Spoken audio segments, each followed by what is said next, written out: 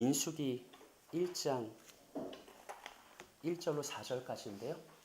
민수기 1장 1절로 4절 제가 읽겠습니다. 이스라엘 자손이 애굽 땅에서 나온 후 둘째 해 둘째 달 첫째 날에 여호와께서 시내 광야 회막에서 모세에게 말씀하여 이르시되 너희는 이스라엘 자손의 모든 회 중 각 남자의 수를 그들의 종족과 조상의 가문에 따라 그 명수대로 계수할지니 이스라엘 중 20세 이상으로 싸움에 나갈 만한 자 나갈 만한 모든 자를 너와 아론은 그 진영별로 계수하되 각 지파의 각 사람의 가문에 우두머리 한 사람씩을 너희와 함께 하게 하라. 아멘. 자, 우리 오늘 이렇게 인사하겠습니다. 택함받고 부름받은 신자답게 믿음으로 살아갑시다. 네, 한 번 더 인사하겠습니다. 광야에서 허비될 헛됨이 아닌 빛나는 신앙으로 살아갑시다. 네, 감사합니다.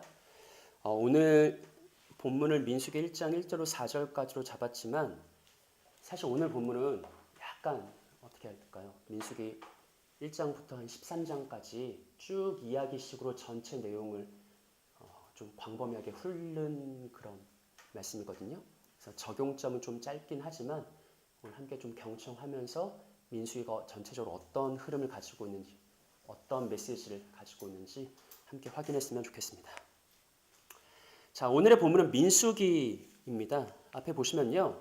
민수기는 한자로 하면 백성민자에 셀수 이렇게 해서 백성을 센다라는 것이고 영어로 하면 넘버스가 되죠. 그래서 민수기는 광야에서 행한 두 번의 인구 조사에 대한 기록이다라고 우리가 정리할 수 있습니다. 이렇게 민수기의 제목을 민수기로 보면 이게 뭐 숫자, 인구 개수 뭐 이런 걸로 보면 이것은 민수기에 대한 최근의 연구 동향과 부합한다라고 말할 수 있습니다. 왜냐하면요, 최근에 많은 학자들이 민수기의 전체 구조의 골격은 1장과 26장에 등장하는 두 번의 인구 조사를 중심으로 형성된다라고 말하는 사람들이 있기 때문이죠. 민수기는요, 그 시작과 마침에 두 번의 인구 조사를 위치시킴으로써 어떤 주제를 전하냐면 불신으로 일관했던 출애굽 1세대가 광야에서 소멸하고 새롭게 세워진 출애굽 2세대가 가나안에 들어가게 된다라는 이 어떤 그 세대 교체의 주제를 우리에게 전달합니다. 하지만 히브리 전통, 곧 히브리 성경은 민수기가 아닌 다른 이름을 가지고 있습니다. 히브리 사람들은요, 성경의 제목을 정할 때 그 성경의 첫 말씀, 첫 단어를 제목으로 정하는 전통을 가지고 있거든요. 예를 들면 여러분 앞에 보시면요, 뭐 그냥 오늘 그냥 한번 듣고 넘기세요. 이렇게 읽는 거거든요, 히브리요. 여기서부터 읽으면 베레시트, 이게 태초에란 뜻이에요. 그래서 창세기의 제목은 베레시트입니다. 거기에 어떤 특별한 의미를 부여하는 게 아니라 그냥 첫 단어가 등장하면 그걸 가지고 히브리 사람들이 이름을 짓는다는 거죠. 이런 차원에서 민수기를 보면요, 민수기가 어떻게 시작하냐면 바이에 다베르 아도나이, 여호와께서 말씀하셨다. 첫 단어가 뭐냐면 그가 말했다. 약간 이게 히브리인들이 아무리 첫 단어를 하려고 해도 이게 좀 제목을 삼기 좀 어정쩡한 거죠. 그래서 뭐라고 하냐면 바이에 다베르 아도나이, 여호와께서 말씀하셨다. 엘 모셰, 모셰에게 베 미드바르, 원래 여기 시나이가 있거든요. 시나이 광야에서. 그래서 다섯 번째 단어인 베 미드바르를 민수기의 제목으로 합니다. 뜻은 뭐냐면 광야에서. 그러니까 민수기를 히브리식으로 광야에서라고 제목을 정하면 이것은 전통적인 해석과 굉장히 어울립니다. 왜냐하면 전통적으로 학자들은 민수기의 구조가 지리적 이동을 따라 구성된다라고 봤거든요. 시내 광야에서 가데스 바네아로 이동하고 다시 가데스 바네아에서 모압 평지로 이동하는 이 과정을 따라 민수기의 구조를 해석했기 때문에 이 히브리식 이름은 전통적인 해석과 부합한다라고 볼 수 있겠죠. 실제로 민수기는요, 이스라엘 백성들이 시내산에서부터 모압 평지에 이를 때까지 총 39년 동안의 광야 여정을 담은 광야에서의 기록이라고 말할 수 있습니다. 우리는요, 이 두 가지 전통을, 이 두 가지 견해를 종합해서 민수기를 다음과 같이 한마디로 정리할 수 있습니다. 민수기는 뭐냐? 이스라엘 백성들이 39년 동안 광야에서 보낸 삶에 대한 기록이다. 그리고 그것은 1장과 26장에 위치한 두 가지 인구 조사를 중심으로 구성되는데 그것이 말한 주제는 뭐냐? 불신의 출애굽 1세대가 새롭게 일어난 출애굽 2세대로 교체돼서 2세대가 가나안 땅에 들어간다라는 이런 어떤 전체적인 이야기. 우리가 이것을 정리할 수 있겠죠. 이제 아까 말한 것처럼 민수기 1장부터 13장까지 간략하게 이야기가 어떤 식으로 진행되는가 이것을 확인해서 민수기가 오늘 우리에게 전하고자 하는 메시지가 무엇인지 함께 살펴볼 것입니다. 바라기는 이전 이스라엘과는 또 다른 모습의 광야의 삶을 사는 우리들에게 하나님을 중심으로 하는 신앙과 하나님을 추구하는 헌신이 회복돼서 부름받은 신자로서 택함받은 백성으로서 하나님 앞에 온전한 삶을 살아가는 우리 세움의 복된 형제 자매들이 되시기를 예수님의 이름으로 축복합니다. 자, 우리 최근에 함께 말씀을 나눴어요. 이스라엘 백성들이 6월절에 출애굽을 했죠. 그럼 며칠간 여정을 떠나서 50일 동안 그리고 시내산에 도착해서 시내산에 강림하신 하나님과 언약을 체결합니다. 그리고 하나님은 자신과 언약을 체결한 이스라엘 백성들에게 세 가지 선물을 주시는데 그 세 가지 선물은 첫째, 십계명을 비롯한 율법이요. 둘째는 제사 제도고 셋째는 성막입니다. 율법, 제사, 성막 이 세 가지 선물은요.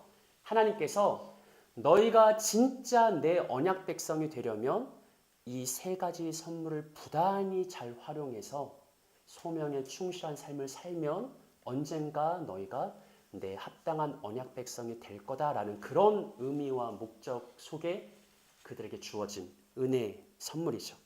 자, 이런 차원에서 출애굽기 12장 41절 한번 읽어볼까요? 합독합니다. 시작.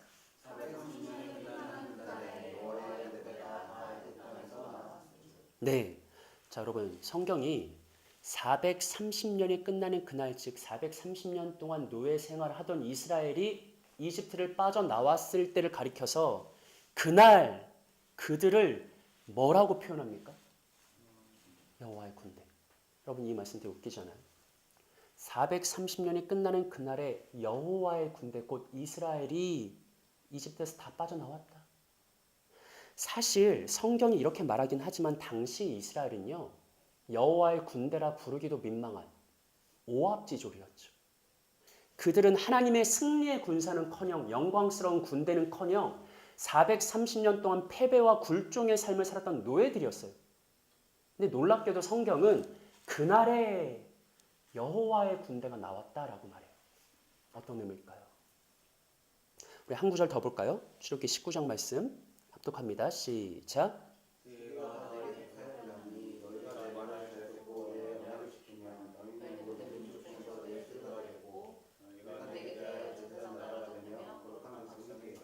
아멘. 출애굽기 19장은요. 하나님께서 이스라엘과 시내산에서 언약을 체결했을 때의 말이거든요. 이스라엘과 언약을 체결하자마자 하나님께서 이스라엘 향해서 뭐라고 말씀하시냐면 너희가 내 소유가 될 것이야. 제사장 나라가 될 것이야. 거룩한 백성이 될 것이야. 다만 뭐 하면요. 5절 하반부를 보니까 너희가 내 말을 잘 듣고 언약을 지키면 우리가 앞에서 해왔던 용어로 바꿔서 말하면 내가 너희에게 준 세 가지 은혜의 선물 율법과 제사와 성막을 잘 활용해서 은혜의 방패를 부지런히 활용해서 내 말을 잘 듣고 내 언약을 잘 지키면 지금은 너희가 여호와의 군대가 아니지만 지금은 감히 거룩한 백성 제사장 나라라 부를 수 없지만 너희가 그 세 가지 은혜의 방편을 잘 활용해서 부단히 신앙 교육과 훈련을 쌓으면 언젠가 진짜 여호와의 군대가 될 거야. 언젠가 진짜 제사장 나라가 될 거야. 언젠가 진짜 거룩한 백성 될 거야 라고 말씀하신 거죠. 그리고 나서 중요한 것은 하나님이 시내산에서 언약을 체결하자마자 자 이제 언약을 체결했으니 가나안 땅으로 가자라고 하시는 게 아니에요. 하나님은 곧장 가나안 땅으로 가지 않고 이스라엘 백성들이 시내산에 머물게 합니다. 왜 머물게 하시냐면 그곳에서 여호와의 군대, 제사장 나라, 거룩한 백성으로 바로 서기 위한 교육 훈련 기간을 갖게 하세요. 출애굽기 민수기 1장 1절 한번 읽어볼까요? 시작.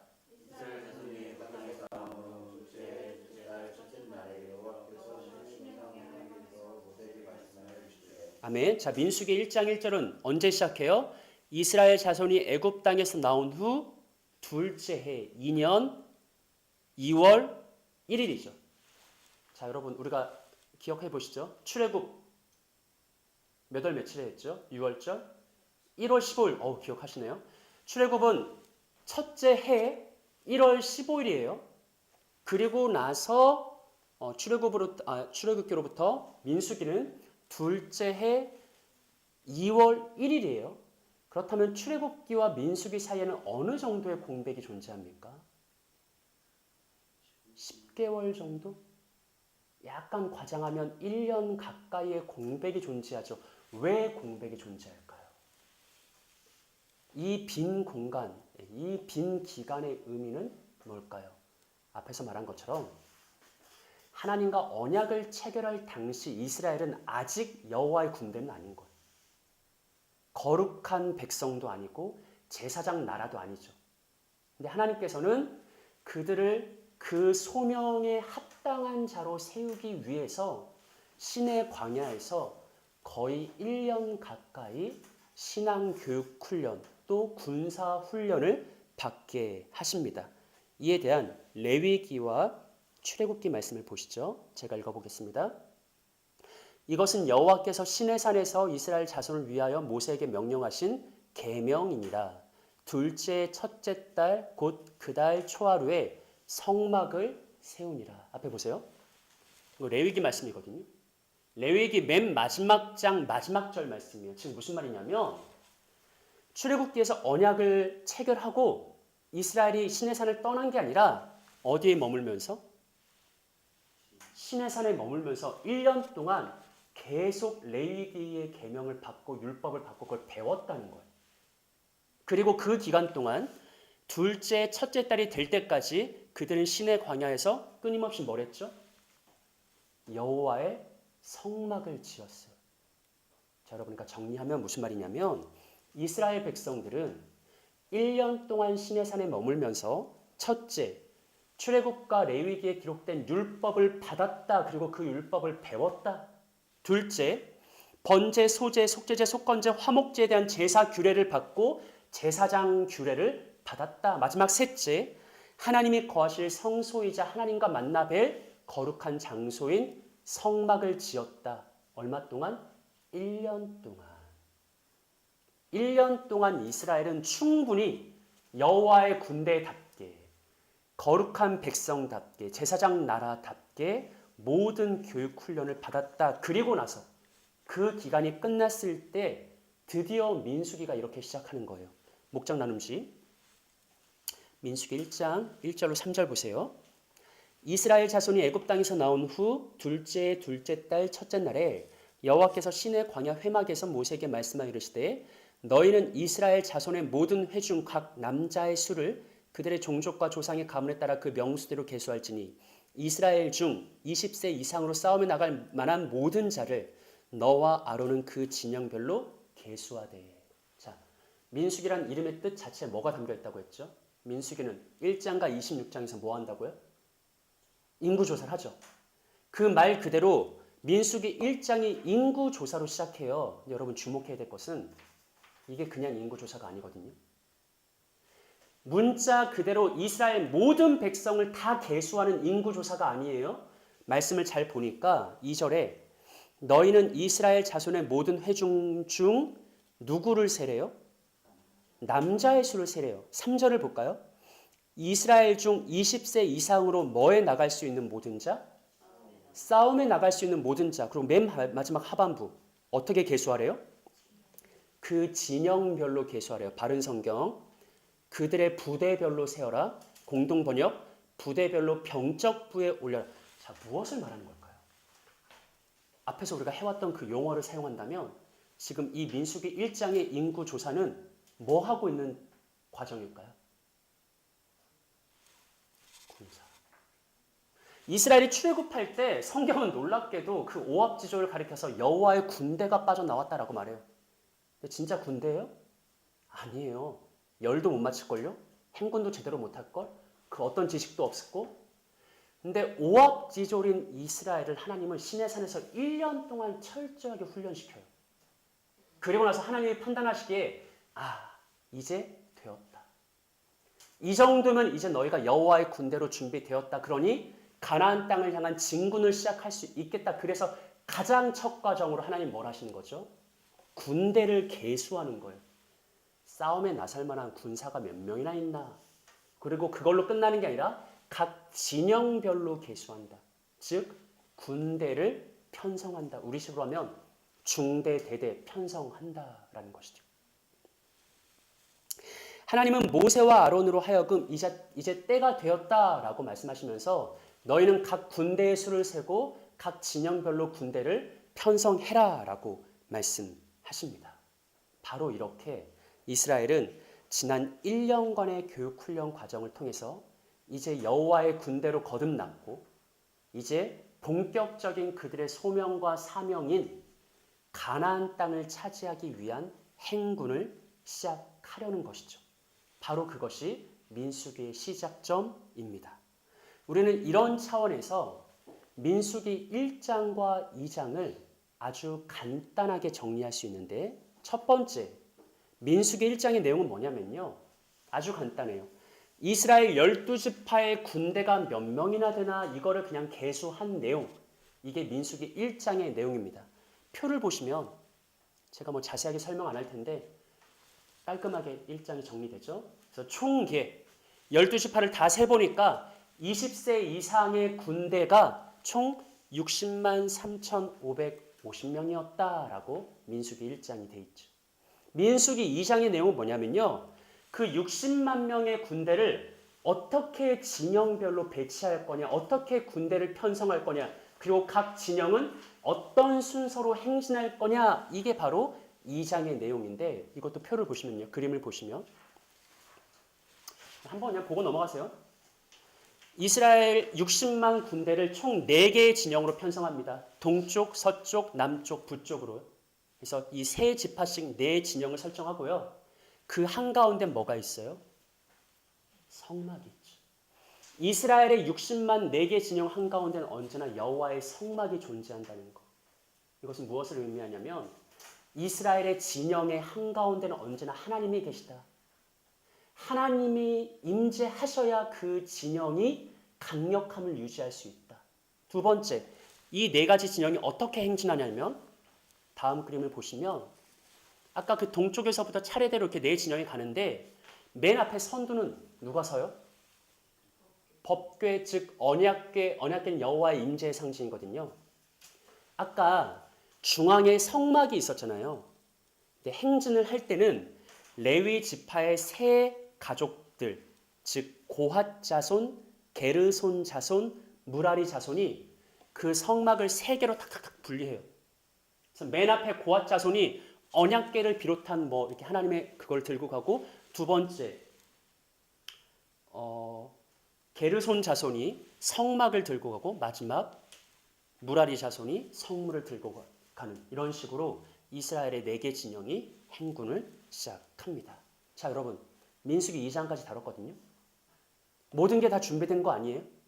군사훈련도 받았죠? 군대 수도 다 계수했죠? 군대도 편성했죠? 진영 순서까지, 행진 순서까지 다 정했죠? 그럼 이제 뭐만 하면 돼요? 가나안으로 가기만 하면 돼요. 그래서 우리가 기대하기로는 민수기 3장에는 그래서 이제 60만 대군이 가나안으로 출정했다라는 내용이 나올 것 같은데 이상하게도 실제 이스라엘이 행군을 시작했다라는 내용은 민수기 10장에 가서야 나옵니다. 그러니까 제가 오늘 13장까지 전체를 단번에 다루려는 게 이유가 있는 거예요. 하나님은요, 민수기 1장하고 2장의 과정을 거친 다음에 바로 가는 게 아니라 그 이후에도 3, 4, 5, 6, 7, 8, 9까지 여러 준비 과정을 거쳐요. 이 말은 뭐냐면 하나님께서 그만큼 이스라엘을 여호와의 군대로 준비함에 있어 철저하셨다는 거예요. 완벽하게 준비하셨다는 거죠. 어떤 문제도 발생하지 않게. 그래서 우리는 다시 3장부터 9장까지의 내용도 함께 살펴봐야 합니다. 자, 지금부터 간단히 말씀을 드릴게요. 한번 듣고 기억하시면 돼요. 3장은 어떤 내용이냐면 레위 지파들이 행진 때 따라가잖아요. 이 성막을 옮기려고.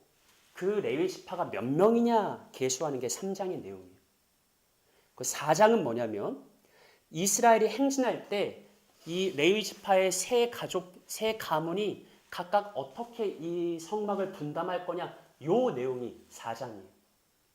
그리고 5장과 6장도 간단합니다. 5장과 6장은 뭐냐면 이렇게 하면 안 돼, 이렇게 해야 돼, 어떤 율법 규례들이 막 나오거든요. 이 율법 규례가 어떤 의미냐면 전체적인 흐름을 보니까 이스라엘의 진영 한가운데는 하나님의 성막이 있잖아요. 즉 그것은 이스라엘의 어떠함은 하나님이 그 자리에 계셔야 유지되는 건데 그 하나님이 이스라엘 진영 한가운데 계속 임재하기 위해서 그 임재를 유지하기 위해서 너희는 이 율법 규례를 지킴으로 거룩함을 지켜야 된다. 즉 진영이 거룩해야 하나님이 그곳에 함께 하실 것이기 때문에 이 율법 규례가 5장과 6장에 계속해서 나오고요. 7장은 뭐냐면요. 자, 여러분 주목하세요. 7장은 갑자기 한 달 전의 이야기를 회상해요. 지금 빨리 행군을 해야 되는데 바빠 죽겠는데 민수기 7장에서는 갑자기 한 달 전의 이야기를 회상합니다. 그게 뭐냐면 성막 봉헌식이 약 한 달 전에 있었던 성막 봉헌식을 회상합니다. 왜 그러냐면 또 한 번 강조하는 거죠. 너희가 가나안 땅을 향해 행군할 때 언제나 너희 삶의 중심에는 여호와의 성막이 있어. 하나님이 너희 가운데 계셔야 너희의 행군이 성공할 수 있어. 하나님을 잊어버리면 너희의 행군은 결코 성공할 수 없을 거야를 다시 한번 강조하기 위해서 굳이 한 달 전에 있었던 행군 이야기를 가지고 옵니다. 여기서 한 가지만 볼게요. 목장 나눔지를 보면서 7장 2절과 3절을 보세요. 이스라엘 지휘관들 곧 그들의 조상의 가문의 우두머리들이요 그 지파의 지휘관으로서 그 계수함을 받은 자의 감독된 자들이 뭐를 드리죠? 하나님께 헌물을 드려요. 그들이 여호와께 드린 헌물은 덮개 있는 수레 6대와 소 12마리니. 여러분, 이스라엘의 12지휘관들이 성막 봉헌식 때 성막 봉헌을 기념하면서 헌물을 드립니다. 그 헌물이 뭐냐면 수레 6대 그리고 소 12마리. 근데 이 수레 6개와 소 12마리를 모세가 레위 지파에게 줘요. 왜 주냐면 행진할 때 수레에 성물을 담아가라고. 그러니까 민수기는 철저하게 1장부터 계속 행군을 준비하고 행군을 너희가 어떻게 진행해야 되는지에 대한 유의사항을 말하고 행군에 있어서 가장 중요한 게 무엇인지 곧 여호와의 성막이라는 것. 하나님이 늘 함께 계셔야 된다는 것. 이것을 집요하게 계속해서 강조합니다. 끝까지 갈게요. 민수기 8장은 무슨 내용이냐면 하나님의 성막을 섬길 레위인을 봉헌하는 내용이고 마지막 민수기 9장은 최종적으로 유월절을 지키는 내용입니다. 자, 그래서 여기까지 길었던 행군 준비가 다 끝난 거예요. 이제 하나님은 이스라엘이 여호와의 군대로서 얼마든지 가나안 땅으로 행진해서 들어갈 수 있다라고 판단하신 거죠. 모든 준비 과정을 다 구비하고 완비했어요. 이제 그들은 떠나기만 하면 됩니다. 그래서 실제로 이어지는 민수기 10장에서 드디어 이스라엘 군대가 가나안 땅을 향해 출정을 하죠. 우리가 지금까지 이야기를 통해서 알 수 있는 건 뭐냐면요. 이런 민수기는 외연과 내포가 있어요. 즉 민수기의 외연적 주제는 뭐냐면 이스라엘이 하나님의 군대가 되어 가나안 땅으로 행군을 시작한다. 이게 외연적 의미죠. 하지만 거기엔 내포적 핵심 주제가 담겨 있습니다. 그것은 뭐냐면 이스라엘이 행군을 또한 가나안 입성을 또한 가나안 전쟁을 무사히 완수하려면 그들의 소명과 사명을 성공하려면 언제나 그들의 삶의 중심에는 하나님의 성막이 있어야 된다. 즉 여호와 중심의 신앙과 여호와를 향한 순종이 그들에게 있어야 한다라는 그 의미를 우리에게 알려주는 것이죠. 사랑하는 여러분, 이스라엘의 행군을 결정하는 것, 멈출 거냐 나아갈 거냐 그것을 결정하는 것은요, 하나님이 보내신 구름 기둥과 불 기둥이었습니다. 이스라엘의 행군을 인도하는 것도 그들보다 앞서 가시는 여호와의 언약궤였습니다. 이스라엘의 행군을 가능하게 하는 것은 그들 한가운데 임재하시는 여호와의 성막이었습니다. 이스라엘은요, 여호와의 군대, 제사장 나라, 거룩한 백성이라는 위대한 소명을 받았어요. 또 이스라엘은요, 아브라함에게 약속하신 그 땅까지 나아가서 그 땅을 차지해야 되라는 위대한 사명을 받았어요. 근데 중요한 것은 그 모든 위대한 소명과 사명은 하나님 중심의 철저한 신앙을 가질 때에만 가능하다라는 것이죠. 그게 너무나 중요했기 때문에 하나님은 끊임없이 민수기 10장까지 그것을 강조하고 반복적으로 교육훈련하고 시내산에서 1년 동안 훈련시켰던 것입니다.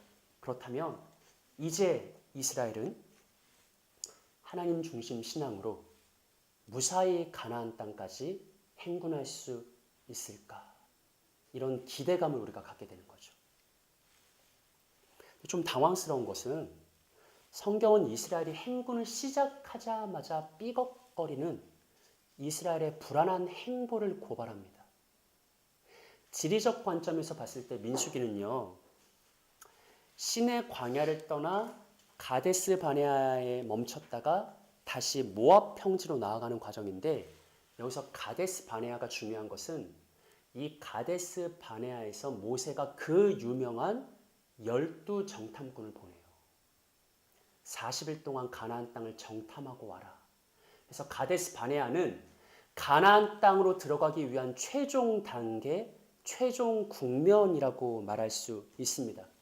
그런데 놀라운 것은요, 그 가데스 바네아가 등장하는 13장 전에 행군을 시작했죠. 10장에.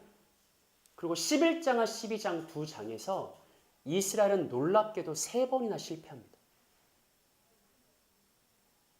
어떻게 1년 동안 훈련받고 민수기 10장까지 하나님께 신신당부 교육받았던 이스라엘이 시작하자마자 실패할 수 있을까? 그것도 3번이나. 하지만 그 3번의 실패는 마지막 13장에 있을 가데스 바네아의 실패에 비해서는 아주 작은 것이라 평할 수 있겠죠. 여러분, 민수기 11장 1절과 3절 한번 성경을 보시면요, 거기 소제목이 달려 있을 거예요. 민수기 11장 1절에 보시면 뭐라고 달려 있어요? 다베라라고 되어 있죠. 그리고 그 말씀을 찾아서 다베라 각주 1을 따라가면 불사름이라고 되어 있습니다. 즉 민수기 11장 1절로 3절은 무슨 내용이냐면, 행군을 시작하자마자 이스라엘 백성들이 하나님께 악한 말로 원망해요. 하나님 중심의 신앙으로 살아가야 될 이스라엘 백성들이 행군을 시작하자마자 그들의 왕이고 지휘가신 하나님을 막 원망해요. 그래서 하나님께서 다베라 불사름, 곧 끔찍한 불의 심판으로 그들을 징계하신 게 11장 1에서 3절의 내용이에요. 두 번째, 민수기 11장 4절로 35절에는 우리가 잘 알고 있는 이스라엘 백성들이 행군을 시작하자마자 음식으로 불평해요. 아까 첫 번째 사건은 하나님은 뭐한 사건이죠? 원망한 사건. 두 번째는요, 불평한 사건. 탐욕에 사로잡힌 이스라엘은요, 하나님이 친히 공급하신 하늘의 양식 만나를 하찮게 여기면서 그들이 이전 이집트에서 먹었던 생선과 오이와 참외와 부추와 마와 마늘을 그리워하면서 불평했습니다. 하나님이 이스라엘의 불평에 어떻게 반응하셨는지 민수기 11장 33절과 34절 한번 읽어볼까요? 시작. 우리가 아직 이 땅에 있어 죽기 전에 여호와께서 백성에게 내려 진노하사 심큰 재앙을 주셨으므로 그분 이름을 기브론 핫다바라고 하지 말았으니 육신을 낸 백성은 거기 장사하였다. 아멘. 이스라엘이 음식으로 불평을 해. 아, 나 만나만 먹기 너무 지겨워. 애굽에서 먹었던 그 생선도 먹고 싶어, 뭐도 먹고 싶어 하니까 하나님께서 그들에게 실제로 엄청난 수의 메추라기를 공급하시죠. 그래서 고기를 구워 먹게 해요. 성경이 증언하는 건 뭐예요? 고기가 아직 이 사이에 있어 씹히기 전에 하나님이 뭐 하셨다? 진노하셨다. 원망을 늘어놓고 불평만 쏟아놓는 이스라엘을 향해서 하나님이 진노하셔서 심히 큰 재앙으로 쳤다. 그래서 그곳의 지명을 기브롯 핫다아와 탐욕의 무덤이다. 하나님 앞에서 탐욕을 부렸던 수많은 무지한 이스라엘 백성들이 그곳에서 죽임당했다라고 말하죠. 여러분 이게 뭐예요? 여호와의 군대로 하나님께서 철두철미하게 교육훈련시키고 이제 막 행군을 시작했는데 믿음으로 하나님의 행군을 시작했던 이스라엘이 그 행군의 시작 전부터 삐걱거립니다. 원망하다 죽고 불평하다 죽습니다. 그리고 마지막 세 번째 민수기 12장에는 무엇이 기록되어 있냐면 미리암과 아론이 즉 모세의 누이인 미리암과 모세의 형인 아론이 모세를 대적하는 사건이 기록되어 있습니다. 모세가 구스 여인을 취하거든요.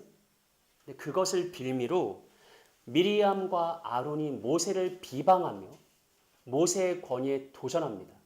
그러자 하나님께서 즉시 그들 사이에 개입하셔서 미리암에게 형벌을 내리시죠. 어떤 형벌을 내리셨죠? 기억이 나서 나를 기쁘게 할 자 누구인가? 나병에 걸리게 하시거든요. 성경을 보면 미리암과 아론이 모세를 시기 질투했었어요. 그래서 그때를 기회다 잡아서 야 너만 선자야? 너만 하나님 만나? 너만 지도자야? 이렇게 막 권위에 도전했거든요. 근데 그때 성경이 모세를 변호하는데 모세는 온 지면의 모든 사람보다 온유한 자라. 미리암과 아론은 모세를 시기하지만 모세는 늘 그들에게 온유함으로 대했다. 하나님이 개입하셔서 중재하고 판결해요. 미리암에게 나병의 재앙을 내리시죠. 자, 여러분 이렇게 세 차례가 민수기 12장까지 내용이에요. 이스라엘이 힘있게 여호와의 군대로서 행군을 시작했는데 하자마자 원망하다 죽고 불평하다 죽고 대적하다 죽어요.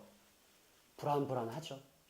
하지만 하나님께서 그때그때마다 개입하셔서 그들을 다시 한번 경고하시고 훈계하시고 깨닫게 하셔서 정말 그들의 멱살을 잡고 13장 가데스 바네아까지 도착한 거예요.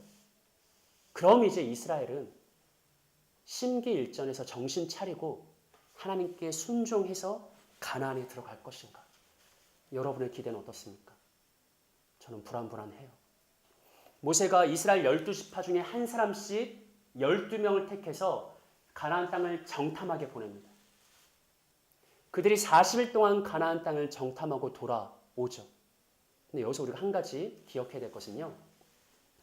애당초 그들을 정탐을 보낸 목적이 뭐였을까를 기억하는 거거든요.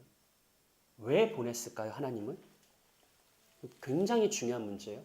자, 보세요. 왜 모세가 이스라엘의 12정탐꾼을 40일 동안 보냈죠? 첫 번째, 이스라엘 가나안 땅에 들어갈까 말까를 결정하려고. 맞을까요? 아니에요, 여러분. 잘 생각하셔야 돼요. 가나안 땅에 들어가는 거는 원래부터의 목적이었어요. 당연한 사실이에요. 정탐의 결과는 가나안에 들어가고 안 들어가고 하는 아무런 문제가 없어요. 원래부터 들어가기로 한 거고, 그럼 왜 정탐을 보낸 거예요? 어느 길로 들어갈 건데, 어떻게 들어갈 건데, 어떻게 싸울 건데, 요거 결정하려고 보낸 거거든요. 그런데 12 정탐꾼이 돌아와서 보고를 할 때 10 정탐꾼이 악평을 하잖아요. 그때부터 이슈가 바뀌어요. 화두가 왜곡되고 변질돼요. 원래는 가나안 땅은 당연히 들어갈 건데 어떻게 들어갈래? 어떤 길로 들어갈래? 어떻게 싸울래? 요거 의논하려고 정탐 보냈는데 이제 이스라엘의 이슈가 완전 변질되고 왜곡됐어. 그들이 뭐 가지고 싸우고 있죠? 들어갈래 안 들어갈래? 못 들어가겠다 안 들어가겠다. 요거 가지고 싸우고 있다는 거죠. 즉 그들은 하나님 중심의 신앙을 가지고 하나님이 주신 소명과 사명을 따라 가나안으로 들어갔어야 했음에도 불구하고 시작부터 원망, 불평, 의심, 불신 그리고 하나님을 대적함만으로 가득하다가 결국 가데스 바네아에서 하나님을 완전히 불신하고 의심하고 대적하는 가장 최악의 선택을 한 것입니다. 질문할까요? 하나님이 그들에게 신실하게 대하지 않았습니까? 하나님이 그들에게 부족하게 대하셨습니까? 하나님이 선하지 않습니까? 하나님이 신실하지 않습니까? 하나님이 부주의하셨습니까? 아니에요. 하나님은요, 이집트에서 그들을 구원하시고 시내산에서 언약을 체결하시고 1년 동안 모든 것을 다해 그들을 철저하게 교육하시고 훈련하시고 행군을 시작하기 전에도 정말 잔소리 많은 엄마처럼 계속 끊임없이 주의사항을 말하고 또 말하고 경계하고 심지어 행군을 시작하자마자 3번의 실패를 했을 때에도 그것을 통해 그들이 깨닫기를 원하시며 어떻게 가데스 바네아까지 이끌었는데 결국 이스라엘의 선택이 무엇이었는가? 여호와의 군대라는 사람들이 여호와의 거룩한 백성이라는 사람들이 하나님 중심의 믿음으로 살아가야 될 그들이 결국 어떻게 살았는가? 어떻게 일관했는가? 의심하고 불신하고 원망하고 불평하는 것으로만 가득했다. 그래서 굉장히 충격적인 결과가 이어지는데 하나님은요. 원래 그들을 향해서 계획했던 모든 아름다운 계획과 모든 소명과 모든 사명을 박탈합니다. 민수기 14장 28절로 33절 보시겠어요? 제가 읽어볼게요. 그들에게 이르기를 여호와의 말씀에 내 삶을 두고 맹세하노라. 너희 말이 내 귀에 들린 대로 내가 너희에게 행하리니 너희 시체가 이 광야에 엎드려질 것이라. 너희 중에서 20세 이상으로 계수된 자, 그러니까 아까 우리가 해왔던 말로 하면 20세 이상으로 계수된 자, 곧 여호와의 모든 군대가 본래는 가나안 땅에 들어가서 가나안 땅을 차지해야 될 위대한 소명과 사명을 받은 그 군대가 뭐하게 된다? 결단코 그 땅에 들어가지 못하고 광야에서 다 죽게 될 것이다. 그리고 31절 보세요. 너희가 사로잡히겠다고 말하던 너희의 유아들은 내가 뭐하겠다? 인도하겠다. 여러분, 우리가 민수기 아까 서론에서 뭐라고 했어요? 민수기에는 2번의 인구 조사가 있다고 했잖아요. 이 인구 조사가 단순히 인구 조사가 아니라 실제로 뭘 조사하는 거죠? 여호와의 군대를 계수하는 거죠. 그리고 여호와의 군대를 편성하는 거죠. 사실 그 여호와의 군대를 편성하는 건 1장에서 끝나도 될 일이었다고요. 60만 대군을 계수하고 60만 대군을 편성하고 60만 대군을 행진을 시작했어. 그럼 이제 뭐하고 끝나면 돼요? 아름답게 가나안에 들어갔더라라고 끝나면 돼. 그런데 그렇게 여호와의 군대로 행군을 시작한 이스라엘이 끊임없이 불신, 끊임없이 의심, 끊임없이 원망, 끊임없이 불평, 마침내 하나님께서 그들을 향한 모든 계획을 철회하신다고요. 그들을 향한 모든 소명과 사명을 다 철회하시고 박탈하신다고요. 그리고 그들이 광야에서 40년 동안 방황하다 다 죽게 하고 그들을 대신해서 2세대, 그들의 자녀들이 다시 여호와의 군대로 세워져서 그들의 자녀들이 새 여호와의 군대 돼서 가나안 땅에 들어가게 하십니다. 그래서 여러분 보세요. 민수기 후반부의 내용은 아주 간단하게 한마디로 말하면 그렇게 의심, 불신, 불평, 원망만 했던 이스라엘 1세대가 광야에서 40년 동안 방황하다가 마침내 다 뭐였더라? 죽었더라. 이 내용밖에 없어요. 어떤 면에서 민수는 굉장히 씁쓸한 내용이죠. 영광스럽게 끝날 수 있었던 책인데 굉장히 우리의 입맛을 쓰디쓰게 만드는 그런 찝찝한 결말로 끝나는 책이 바로 민수기입니다. 사랑하는 여러분, 저는요 이 실패한 출애굽 1세대에 오늘 주목하고 싶어요. 여러분, 1세대가 어떻게 살아왔어요? 보세요. 이 1세대는요, 오늘 본문에 등장하는 이 1세대는 이집트에서 노예로 살다가 하나님의 구원을 경험했어요. 출애굽의 10가지 기적과 홍해의 구원을 경험했다고요. 거친 광야를 지날 때 불기둥과 구름기둥을 경험했고 시내산에서 불 가운데 강림하신 하나님을 만났고 하나님과 언약을 체결했어요.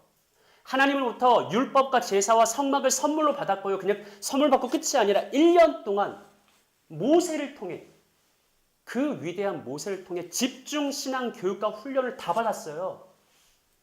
그리고 행군하기 전에 하나님이 또 신신당부하면서 그들이 어떤 존재인지, 어떻게 살아가야 되는지, 어떻게 그들의 소명과 사명을 감당할 수 있는지 강조해서 말씀하셨죠. 근데 그들의 결국이 뭐예요? 출애굽 1세대의 결국이 뭐예요? 자기에게 본래 계획됐던 아름다운 소명과 위대한 사명을 성취하지 못하고 그냥 광야에서 허비하고 낭비하고 소진하다가 거기서 다 죽고 말았다. 본래 그들에게 하나님이 주셨던 힘과 에너지, 젊음과 열정, 시간과 물질, 그들의 생의 어떤 모든 것들 다 소명과 사명, 즉 나는 여호와의 군대야, 나는 여호와의 거룩한 백성이야, 나는 아브라함에게 주신 그 땅에 들어갈 것이고 그 땅을 차지할 거야 라는 이 위대한 영광스러운 목적을 향해 사용됐어야 되는데 그들은 그냥 광야에서 열정을 다 버려요. 광야에서 평생의 삶을 다 버려요. 그들의 에너지를 광야에 다 쏟아부어요. 그럼 비참하지 않아요? 나랑은 상관없는 이야기라고 생각하십니까? 저는 이 말씀을 오늘 우리가 스스로에게 굉장히 진지하게 적용해야 된다고 생각해요. 저는 확신하건대 우리 세움교회 사랑하는 형제 자매들 역시 출애굽 1세대 못지않게 어려서부터 또한 청년 때부터 지금까지 충분히 교육훈련 받은 지체들이라고 생각해요. 만약에 여러분들이 민수기의 주인공이었다면 야 이제 너희들 행군해도 되겠다. 야. 여전히 신의 광야에서 율법 더 배우고 제사 더 배우고 이 과정을 우리는 탈피했다고 난 생각해요. 여러분들을 만약에 민수기에 대입한다면 여러분들이야말로 민수기 10장의 상황인 거죠. 여호와의 군대로 갖춰졌어요. 준비됐어요. 행군을 시작하겠죠. 약속의 땅 가나안을 향해서. 근데 우리는 어떻게 행진할까? 우리는 그 광야 길을 어떻게 걸어갈까? 어떤 모습일까? 우리 정말 오늘 본문이 말하는 것처럼 우리 삶의 중심에 여호와의 성막을 두고 거친 광야를 가지만 환경이 좋지 않지. 먹을 것도 넉넉하지 않고 물도 별로 없고 물도 뜨겁고 힘들겠죠. 하지만 그 거친 광야에서도 하나님 중심의 신앙을 가지고 하나님께 소망을 두고 또한 나는 여호와의 군대야. 소명 가지고 또한 나는 가나안 땅에 들어갈 거라는 사명 가지고 그렇게 나아가야 될 것인데 어쩌면 우리도 조금만 뭐가 마음에 들지 않을 때마다 원망부터 쏟아놓고 불평부터 하고 불신하고 의심하고 그렇게 하지 않을까? 혹시나 그러다가 우리도 본래 나를 향해서 계획된 그 아름다운 소명과 사명을 피워보지도 못하고 그냥 광야에서 뺑뺑이 돌다가 그렇게 소진하는 삶, 허비하는 인생, 낭비하는 인생으로 의미 없이 모래 속에서 사라지진 않을까? 저는 오늘 이 말씀 우리가 진지하게 스스로에게 적용하고 다시 한번 말씀을 통해서 우리의 삶을 재점검해야 된다고 생각합니다. 출애굽 1세대는요. 하나님이 그들을 출애굽하신 이유, 신의 산으로 이끄신 목적, 언약을 체결했을 때 그들에게 주신 소명과 사명이 뭔지를 끊임없이 기억했어야 됐어요. 마찬가지로 우리는 하나님이 우리를 택하시고 그리스도가 우리를 구원하신 이유가 뭐냐? 내가 하나님의 백성과 자녀요 그리스도의 제자이자 형제인데 그 까닭이 무엇을 위함이었냐? 무엇보다 나는 주님의 몸된 교회로 또 우리 세움 공동체로 한 자리에 모였는데 우리를 향한 하나님의 목적이 뭐냐? 이 우리의 소명과 사명을 스스로 새롭게 하면서 함께 광야를 행군해 나가야 되는 거죠. 사랑하는 여러분, 우리 함께 여호와의 군대로서 예수 그리스도의 군사로서 광야와 같은 이 신앙의 길을 걸어갑니다. 불신과 의심과 불평과 원망이 나타날 때도 있지만 우리 그때그때마다 소명과 사명을 기억하면서 하나님 중심의 신앙으로 다시금 소명과 사명을 새롭게 하고 주 앞에 헌신하는 삶을 살아갔으면 좋겠습니다. 마지막으로 제가 여러분들께 자주 강조했던 마침 오늘 본문 민수기 말씀이더라고요. 이 말씀 하나 읽고 오늘 없어요? 목장 나눔시 보면서 민수기 8장 23절과 25절 읽어볼게요. 시작. 여호와께서 또 모세에게 말씀하여 주시되 내 은혜가 같지 않으니 곧 이집트의 이상으로는 흑암에 들어가서 공모하고 공갈할 것이요 50세부터는 그의 기업을 공갈하지 아니할 것이나. 아멘. 여러분 성경에 뭘 말하냐면요. 여호와의 성막을 섬기고 그곳에서 봉사하고 그곳에서 직무를 감당한 레위인조차 그 헌신의 기간은 한정되어 있다. 25세 이상 50세까지. 50세부터는 무슨 일을 하냐면요. 뒤에서 돕는 일만 해요. 마찬가지로 교회에서도요. 젊고 힘이 있고 열정이 있고 지식이 있고 마음이 있어서 자기의 모든 것을 다해 헌신할 때가 있고 뒤로 물러나서 그냥 헌신한 이들을 돕기만 해야 될 때가 있습니다. 사랑하는 여러분, 여러분들을 향한 하나님이 정하신 귀한 소명과 사명, 오늘 본문의 이스라엘 백성들은 여호와의 군대라는 그런 영광스러운 소명을 받았는데 나를 향한 하나님의 소명과 사명은 무엇인가? 그것을 발견하고 권면합니다. 부디 여러분들 지금까지 그 귀한 배움과 훈련의 날들을 광야에서 헛되이 소멸시키지 마십시오. 아직도 여전히 젊고 아름다운 여러분의 생을 하나님 앞에 헌신하십시오.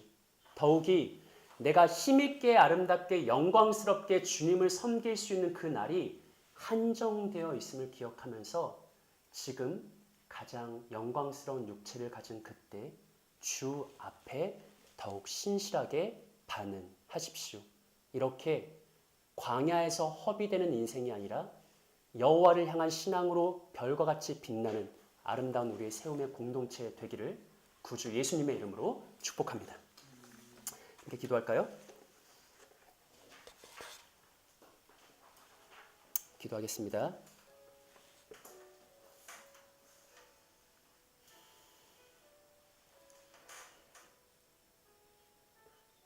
함께 기도하실 때 여러분 이스라엘은 하나님께서 모든 것을 준비하셨음에도 불구하고 어리석게도 의심, 불신, 원망, 불평만 하다가 그들에게 계획된 모든 아름다운 소명과 사명 다 광야에서 헛되게 낭비하고 소진했습니다.